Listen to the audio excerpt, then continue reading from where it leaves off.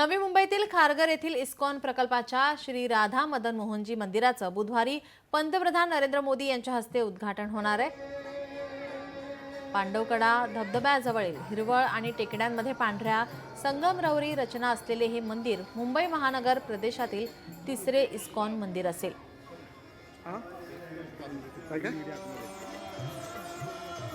याचाच आढावा घेतला आमचे प्रतिनिधी विकास निरगणे यांनी। पाहूया। नवी मुंबईमध्ये उद्या पंतप्रधान नरेंद्र मोदी जे आहेत नवी मुंबई आणि मुंबईच्या दौऱ्यावर आहेत। नवी मुंबईमध्ये खारघर इथे इस्कॉन मंदिराचा लोकार्पण सोहळा जो आहे तो पार पडतोय। याच कार्यक्रमासाठी पंतप्रधान नरेंद्र मोदी हे जे आहेत लोकार्पण सोहळ्यासाठी उपस्थित राहत आहे। धार्मिक विधी जे आहे ते या ठिकाणी पार पडताना आपल्याला दिसून येईल। संपूर्ण प्रशासनाच्या वतीने जे आहे जयंत तयारी जी आहे ती करण्यात आलेली आहे। त्यामुळे धार्मिक विधी जे आहेत 2 दिवसापासून खारघर इथे इस्कॉन मंदिरामध्ये पार पडताना दिसून येते।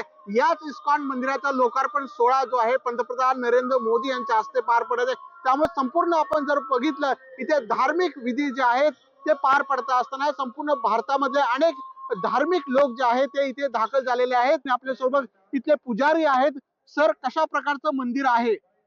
हरे कृष्णा। तर आज या ठिकाणी भगवान श्री राधा मदन मोहन यांची आज प्राण प्रतिष्ठा झालेली आहे पा।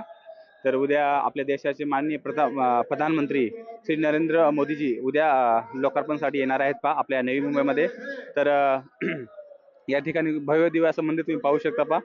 तर श्री राधा मदन मोहनजी इथं प्राण प्रतिष्ठा झालेली आहे। तर उद्या कार्यक्रम होणार आहे पा। जे ग्रंथ आहेत पा स्क्रिप्चर जसं भगवद्गीता भागवतम यांचे ग्रंथ साहित्य आहे पा। भगवंताचं महाप्रसादाचं गोविंदाची चैन आहे पा, म्हणजे हॉटेल्स आहे। आणि इकडे मागे भक्तांसाठी आश्रम पण आहे पा, ब्रह्मचारी आश्रम आहे। तर अशा प्रकारचे हा कार्यक्रम आहे पा। हे आज जो इस्कॉन मंदिराचं उद्घाटन जे आहे लोकार्पण सोहळा जो पंतप्रधान नरेंद्र मोदी यांच्या हस्ते होताना दिसणार आहे। कॅमेरामन विनीतसह विकास मिरगणे, लोकशाही, नवी मुंबई। लोकशाही मराठी ऐका, पहा, जागरूक रहा।